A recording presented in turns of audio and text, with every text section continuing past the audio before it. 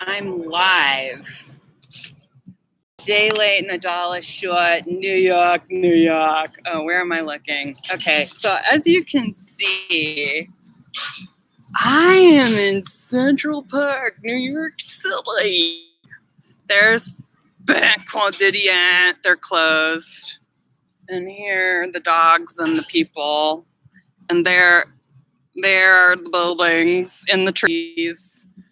And I screwed up, you guys. I didn't think I was going to be able to do this. I didn't expect to get where I'm going and get a clear video, but I don't think I have the video encoder downloaded properly. But maybe because of the Wi-Fi I'm on, it's going to help me stream in a way that you can see my face and not have it be Lego blocks pixelated. But anyway, I just wanted to try this out. I'm sorry it didn't happen at 6 p.m. Eastern. Technical issues, learning curve. Anyway, for those of you who are new, hi, welcome. My name is Anya Briggs. I'm a psychic medium. You maybe have looked at some of my stuff. If you're looking at the energy readings this week, congratulations. You're welcome. But I really wanted to talk about boundaries. I'm trying to get centered here, but there's a drum circle over there and somebody's roller skating over here and there's dogs over there and it's really great and it's really nice out actually. Very low humidity, not too uncomfortable. It's all about the dew point. I just found out it's all about the dew point. It's not really about even the humidity, but the dew point is what makes you feel comfortable or uncomfortable. So that has nothing to do with what I was about, but I'm obsessed with dew point lately, so that's what I'm doing. So I'm getting a lot of clients who are, by the way, heart emoji, but I'm getting a lot of clients who are asking me things like, how do I find meaning and clarity in my life? And it seems to be a multi-pronged solution, but the thing that people want to do, they don't want to do because they think that there's a magical thing I can do, like just pull it out of them somehow. And really the bottom line is really boring psychology that requires their participation. They can't be passive about it. So I have to tell them, you have to be articulate about your feelings. Feelings are the baseline for everything. Feelings create all of the things in life that you want, and they are the source of all the things that you can learn about in your life. It's all about your feelings. And if you don't have your feelings figured out, and that might require the help of a professional, then you are not going to get the things in life and meet the people in life that you want and who you want. So feelings are really important here. And gaining clarity is important, but you have to get your ducks in a row first with feelings. It all starts with feelings. Feelings are a great warning system to give you a heads up about what it is that is not going right in your life. And that's just as important as what is going right. And I'm willing to bet if you're willing to circle around your feelings and you're just kind of atomized and you're not really doing anything to promote wellness other than magical thinking and going from one person to another and asking them what they should do with your life, you are not going to stop long enough to get centered and focus on long-term things, long-term projects, long-term goals. That's what I had to do for the year that I was silent. And prioritizing my goals came when I prioritized my life plan. And my life plan came organically as a result from prioritizing my needs And that's something that empaths really don't want to hear too much. It's kind of hard for them. Hold on a second. Oh my God, the cutest dog is playing with a ball right now. Now there's the cutest dog who's coming over here. Hey, hey. Oh my God, so many cute dogs. There's so many tiny, cute dogs here right now, you guys. Anyway, prioritizing. Do you feel like I'm going to be put in a cauldron and eaten by cannibals with this drum music? Because that's what it feels like. I feel like I'm going to be put in a cauldron and eaten for dinner, but at least it'll be a live stream, right? But anyway, yeah, so the things you can do immediately to help you. Oh my God, these dogs are so cute and they're running really fast. Maybe you're going to see them. Maybe not. They're kind of evasive in the camera, but they're really cute. The 3 things you can do right now to eliminate confusion in order to get clarity is things that you can do to reduce drama in your life. So think of 3 things right now that you can do immediately to reduce stress and drama and just start doing them. If you can't get focused, if you're atomized, if you are leaving your body, if you're dissociative, it's one of the greatest ways you can start is by just organizing your physical surroundings right around you. Because if you don't do that, you're going to be... This little dog is so cute. He keeps coming around. Okay. But seriously, one of the biggest things you can do immediately to eliminate drama in your life is to reduce the things that give you stress. Reduce the people, places, and things in your life. 3 things. Just start with 3. It's the magical number, 3. If you can't figure out how to get clarity, an audit of your life. And the first week, eliminate 3 of the things that are bugaboos for you. Another thing, so if it's, okay, so the 3 things can usually have a connection, or they may not, but they may have a connection as well. So you might have to go deeper and maybe write down, and I know a lot of you have a lot of trauma and you don't want to write things down. You don't want to look at it yet. And you want me or other healers to fix things and do the magical thinking and walk around the thing and not actually look at the thing itself. But if you can't write down the 3 things that are causing you the most stress right now in your life, and you can't figure out 3 aspects of that to eliminate this week, you might have severe trauma and you might need to talk to a professional in the mental health care industry to do it. Because you aren't going to learn boundaries if you can't look at the thing that caused you to remove your boundaries altogether. What you're experiencing is an inability to say no. If you can't eliminate the very things that are the stressors that are causing you to lose clarity and focus and, for lack of a better term, peace and contentment in your life. So the other thing, one of the things that I would like to recommend for those of you who have a hard time saying no and a hard time establishing clear boundaries, because you can't do energy work without it. You can't do spells without it. You can't, and yes, I have changed my opinion on spells. I don't think they're passive aggressive like I used to. So if anyone's hate watching, peace be with you. Because some people think that it's not okay to change your mind and have different opinions, but whatever. They're alcoholics, so they can find their life meaning and their kismet at the bottom of a glass in a bar, because that's not my life, that's not my choice, but it's yours. But anyway, one of the 3 things that you need to do that I would recommend if you can't come up with 3 things is to, first of all, stop trying to insert yourself in other people's drama. So if you find yourself unconsciously being a rescuer or you have a rescuer complex, that's one of the first things you can do to eliminate drama in your life. I know this is going to sound hard, especially if you're an empath, or I hate to say it, if you're a codependent. They are not one and the same, but if you are an actual empath and actually feeling other people's feelings, you're not delusional. You may actually be psychic and feeling other people's feelings.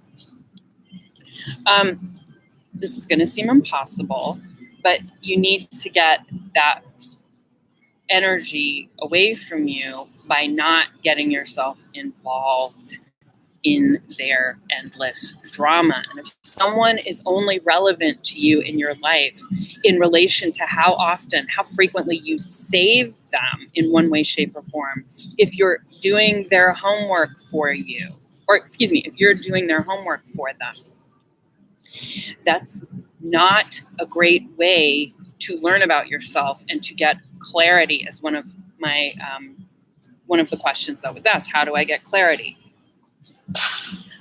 So to immediately remove yourself, especially if they are grown adults, I'm not talking about children you might be responsible for. I'm talking about grown adults who never seem to get anything done, no matter what they say or do.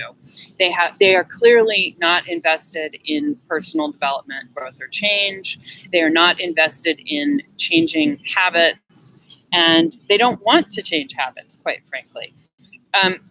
Those kinds of people are not for you. They usually, 9 times out of 10, there's probably some kind of pervasive, baked in personality issue that is not likely to change because they don't have any reason to change. They say they want change, they give change lip service, but they don't really have any invested interest in becoming a truly whole, healed, healthy person. So you got to take into effect your personal environment, and that also means the people directly around you who you spend the most time with. Because if they're drama queens and you only exist to rush in and save them, that's a problem. First of all, that's a non-reciprocal relationship. I don't care how much you make excuses for that person or persons. They are not giving you what you need. You are simply responding to whatever, a rescuer complex, a codependent reaction, a trauma response, whatever that is, it's not good and it's not helping you. So in order to gain clarity, get yourself away from other people's drama first. If that requires that you go into deep retreat for a while, so be it. I personally had to go in a form of retreat for about a year to finally figure that out, to finally figure out where you end and I begin. I was really sick and tired of being sick and tired of always running in and doing other people's tasks for them, other people's drama, other people's things. And I learned a few energy techniques. That's another thing. And I plan on creating a psychic development course that also involves chakra healing and understanding your chakras. But until you get a handle on your boundaries, you're not going to get a handle on anything else. There's a way to begin starting your boundaries. And if you can't resist being a rescuer, if you can't, and I don't mean like if your job is literally to be a rescuer, like you're a first responder. That's not what I'm talking about. I'm talking about in your personal life, people are constantly calling you or asking you for favors that you really don't want to do, but you can't say no to. The inability to say no is another sign of not being able to get clarity in your life. So that usually has ties to childhood. Hey, there's so many cool dogs here today. Look at this dog. There's a dog. There's another dog I wish I could show you, but I don't want to lose. I don't want to move anything. I'm like so paranoid that everything's going to fall apart. So what's another thing that will help you gain clarity over your life and control over your life? Reducing drama. So another thing you can reduce drama over is your energy, doing your energy field. And there are exercises you can do. Obviously, this wasn't what I came in to do this for, but if you want to hire me for a session, that would be great too, because I can give you some personalized energy exercises you can do to shut down the noise, the signal to noise that you're experiencing. And a lot of that has to do with controlling your energy body. You can only control your thoughts, your feelings, your words, and your actions. You can only control yourself. There's not much else to say in that regard. Committing yourself to a drama-free existence involves getting to really know the people, person, places, and things around you and seeing if that is a supportive environment or a non-supportive environment. That's all there is. Things either support you or they don't support you. And if they don't support you, what's the point, right? So one of the things you can commit to is that will also help you gain clarity when you don't have clarity in your life and you feel sort of out of it and just not in control of your system, not in control of your life, is if you know it feels like you don't have personal power over your existence, to admit it. Just admit it. Don't front, as they say in the vernacular, in the Urban Dictionary. Don't front. Admit it. Admit that you can't stop or you feel helpless to stop the behavior. And then admit that you either need outside help or help from a higher power if it involves a spiritual crisis, or help from somebody who's been there. So you need to find people, places, and things that support you. But if you can't admit that you have a problem first, you are not going to find the people, places, and things that are going to support you. Another thing that can hinder a drama-free, clear life, a life with clarity and purpose, is coming from a lot of drama in your background. So normal to you is not necessarily going to seem like normal to other people or everybody else. And you have to recognize your normal may be dysfunctional. And that also falls into admitting something is wrong. But if you don't recognize it as wrong, then you're never going to experience other things. So it's just always going to be the same, more of the same of what you get normally. So if it doesn't work for you and you still feel like you're in a fog and you still feel like you need to gain clarity, then stop what you're doing, take time to reflect, write down what your feelings are. If you can't address your feelings, or if you can only identify, say, like one emotion at any given time, you need help. You need help. You need to speak to a professional. If you can't identify your emotions, if everything is just vague and atomized all the time, you need to get an assessment from a mental health care professional. You might even need to go to a medical professional just to make sure there's not a physical health problem. I am not a substitute for medical advice, okay? But it seems to me like people who are out of body half of the time and spacey and just feel atomized and disconnected from everything have they usually come from hella dysfunctional families, and they usually have a hard time expressing what it is that they actually are feeling. So you need to keep a feelings diary. And I know for some of you, especially if you've experienced severe trauma, that's not going to be easy. So you need to consider, if you can only write down one feeling, like I'm mad, or I'm happy, but my life is a mess, but I'm happy, that's a red flag that you need to talk to people about articulating your emotions, or at least seek out self-help books or other resources that are available. I can help you to a certain degree in that regard. But like I said, I'm not a substitute for mental health care, and you may need a professional to help you with that.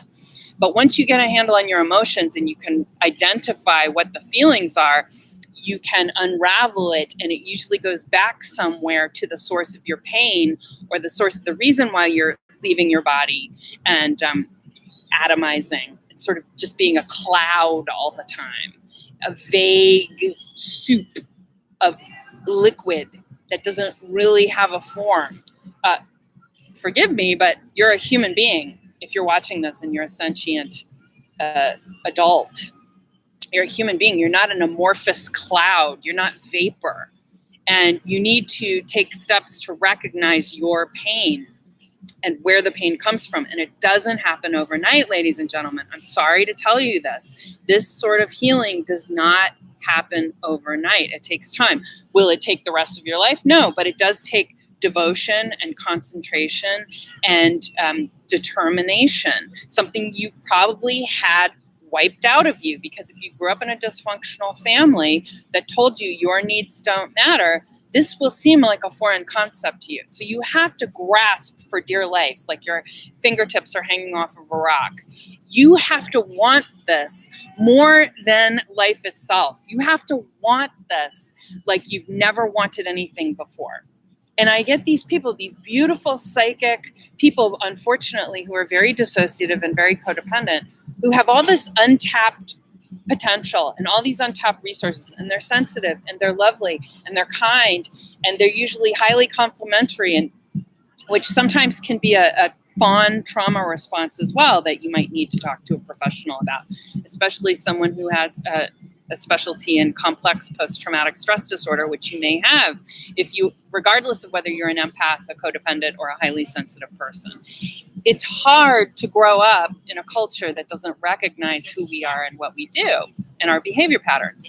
And so we tend to shut down our needs in favor of our survival instinct overriding.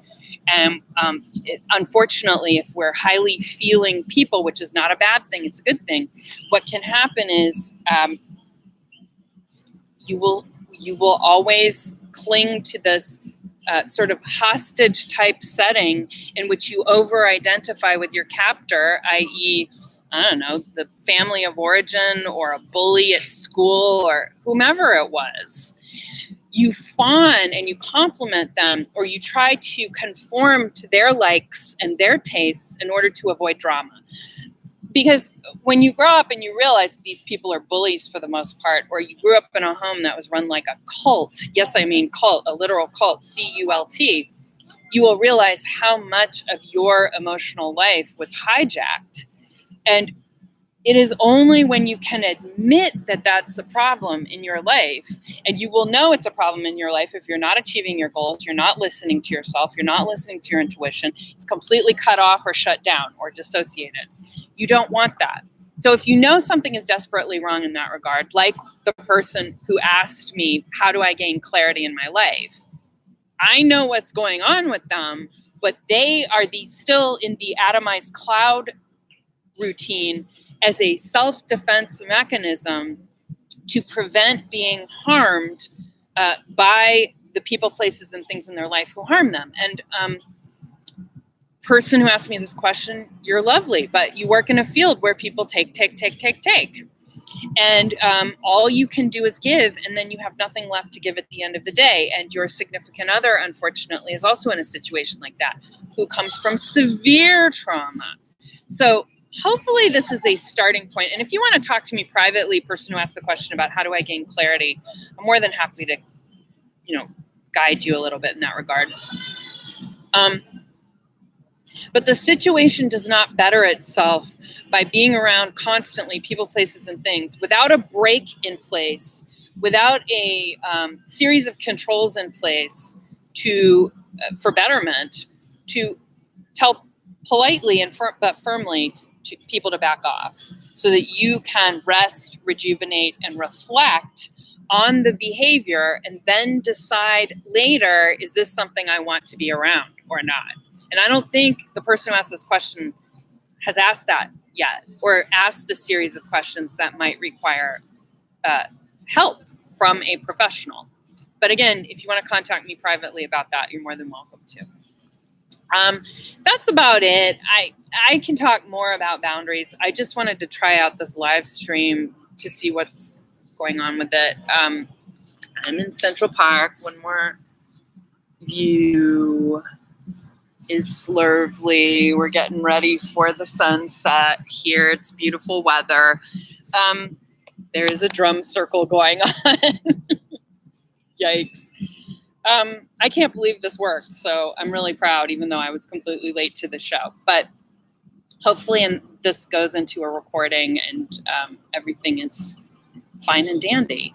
I will continue more. There's more I can talk about, but one last thing I want to leave you with about how you may not realize this in order to gain clarity, or how you may not realize this is causing more problems in your life, is that you may be addicted to drama because of your trauma. And I know that sounds like a little new age aphorism or too convenient or pat, but it really is true. There's a reason why drama and trauma rhyme. Their origins, the words kind of are similar. One of the definitions of drama is, a intense situation, and maybe perhaps an unnaturally tense or unnecessarily tense situation that may cause peril, okay, for the person or persons involved. And if you're constantly surrounding yourselves by people who are also unconsciously codependent, unconsciously have a rescuer complex, they too may be addicted to drama with a D. Hi, the gentleman. How are you doing? There's someone who's entered the chat. I'm so happy this is actually working. Hopefully the playback will be me and not a bunch of Lego blocks pixels as well. Cool.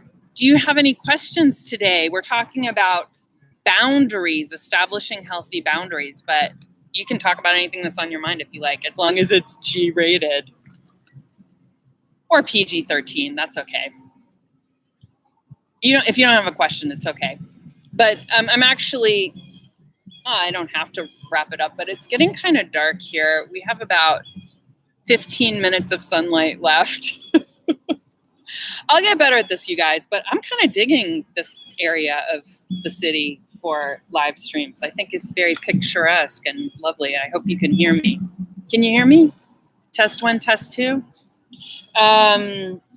Okay, so eliminating dramatic people, I don't mean thespians, I don't mean people involved with theater and drama and acting, but I mean eliminating people who it's never going to get better. They always have an excuse for why something isn't working. I miss NYC. I'm out in Washington State. I like that you are doing this live. Oh, cool. Great to see you here. I love Washington State. I used to live in Seattle. I love Washington. It's beautiful, absolutely gorgeous, and the food is phenomenal too, and the people are phenomenal too. I love Washington. So drama. Oh, and in Seattle. All right, Renton. Yeah, I have people I know out there. That area is gorgeous, sort of near what do you call it? What's that mountain that Mount Rainier, right? Is that where that's near? I think. But cool. So the other, I just want to say one more thing about that. So you have to eliminate your rescuer complex. You have to admit something is wrong.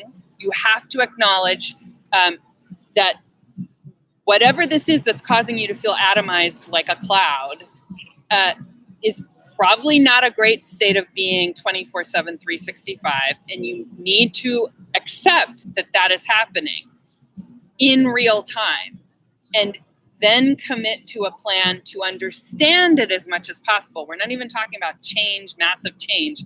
We're talking about 3 things you can do a week to eliminate drama and to heal your trauma. Okay.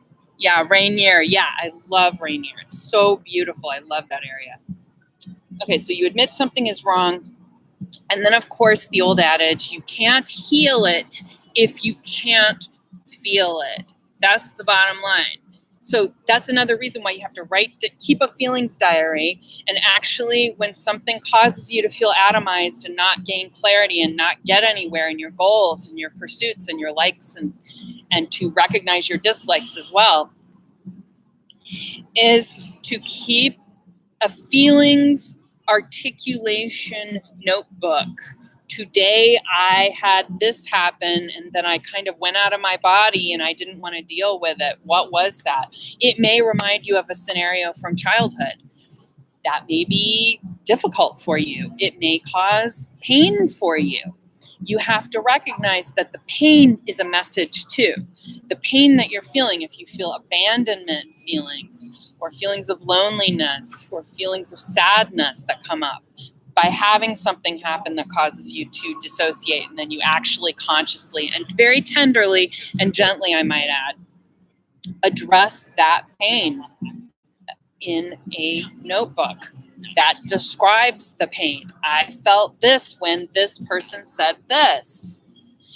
The more you can articulate your feelings, the closer you will get to why you're feeling them in the first place. So you can't heal it if you can't feel it. So that's another thing you have to do to gain clarity in your life in general. Again, this is something that is like a must cause you stress and cause you drama. I would also recommend doing anything you can at all, physically, emotionally, spiritually, intellectually, to understand that if you are addicted to rescuing people, if you are addicted to going where you shouldn't go and overstepping your boundaries, as in it may be an unconscious response, that it is your responsibility as an adult, if you are over the age of 18, it is your responsibility. And I would say keep listening because you're going to be 18, hopefully anyway. It is your responsibility. It is your responsibility as an adult to understand that you might have violated a boundary. And going back to what I said in one of my readings this week, sometimes it's important to remember, sometimes we are all the toxic person. And to rescue people is not necessarily saving them. Sometimes it's important to let them figure out their own pain. And sometimes you just, maybe you can serve as an ear, for like they can bend your ear and you can listen to them and you can hold space for them and you can love them. That could be the most loving thing you can do. But if they ask you to do something that is, in your gut, you start feeling in your gut, which has more nerves than any other area of your body, your stomach has more nerves than anywhere else. That's something you don't want to do. You know it because your stomach reacts, it clenches up, right? Then you need to say, I need to think about that. And then when you can, write down what you're feeling in the diary. When they said this, they asked me to do something that went beyond my ability to do that. But I wanted to say yes, but I held my tongue and I said, let me think about that. I'll get back to you. And then you go and you write down what those feelings were. And you write down the feeling under the feeling. And then you write the feeling under that. I think it was Louise Hay who popularized that. And she was also very popular, for those of you who don't already know. She wrote about how the body can create disease because of emotions that are unprocessed and unrecognized. So that's sort of akin to what I'm talking about. Keeping a feelings diary is really important in that regard. So the addiction to drama is real. And even if we are really lovely people who happen to have grown up in a very traumatic situation, whatever that might be, and we are codependent, we may have a rescuer complex. So gaining clarity only happens when you start focusing on your needs, staying in your lane, doing your personal work, and not constantly atomizing and going outward to avoid the pain. All that pain is gold if you know how to siphon it properly in the right direction. If you don't, you'll just remain a vapor cloud instead of a human being. That's not what human beings are. They're not vapor clouds, people. And you empaths are creative capital that is being wasted on your pain that is not going anywhere. If it's not going anywhere, guess what? It's not moving. You're not doing the things you want to do, and you'll be sitting there passively. Other people do nothing. That may cause you more pain in the long run to do nothing. Sometimes it's important to take stock of your life and to consider yourself. The last thing I would say about that before I let you go, and the sun sets on this subject for now, is that you need to consider yourself as you would with the care and attention you consider all the people you're rescuing or coming to their aid over. Pretend. This is the most powerful thing for me that started my healing in earnest, because it was so hard to consider myself and my own needs because they had been completely eradicated, or I'd been given so much guilt trips and so much guilt from family, people, places, things, whatever, over the course of my life, that it made it very hard for me to consider myself and my choices and my goals. It was so painful. The only thing that jump-started that healing process for me to gain clarity and to get my life moving again was to say, I'm going to think about me as another person. Now, this isn't to be dissociative. You need to start doing this if you absolutely can't think of yourself as someone who's worthy of saving. This helped me more than anything else. So you need to start thinking of yourself as you would with the care and tenderness of all these people you care about, who you want to save, who you want to look after, who you want to improve their lives with. And I know it's with the best of intentions, but it's still dysfunctional, even if you think it isn't. In order to really be helpful to anyone, you have to first think of yourself as that person who you wish to save. So think of yourself as another person. Maybe you can even give her another name. But what would she do? What would he do in that instance? And then you think of them as another person who you would want to help. And voila, you find it starts helping. So please try to do that. You have to save yourself. No one is coming to do it for you. It is, but it's not hard. It's personal work. It's a simple thing to do, but it's hard, if that makes any sense.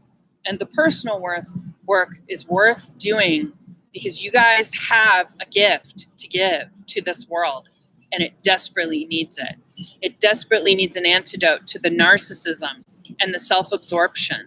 And self-care is not selfish. This is important personal work that needs to be done in order to be considered a healthy person. So for those of you who call yourselves empaths or codependents or highly sensitive people, your needs matter and your contributions count, but not until you make yourself as valuable, if not more so, than anyone else. You have to do this, you have to do this, you have to do this. Yes, the gentleman. Yes, that's sound advice. Should one refer to themselves in the third person, i.e. the gentleman? If the gentleman wishes to refer to the gentleman as the gentleman, then so be it. So it goes, as Kurt Vonnegut once said, so it goes. La-di-da, la-di-da. So I'm going to sign off now because I'm feeling raindrops keep falling on my head and my computer's getting wet. But I thank you so much. I thank you for your time, your energy, your focus, your clarity, your attention, and I will speak to you soon. Take care, fellow vibers, fellow vibing, empathic, psychic people. Take care. I love ya. Bye.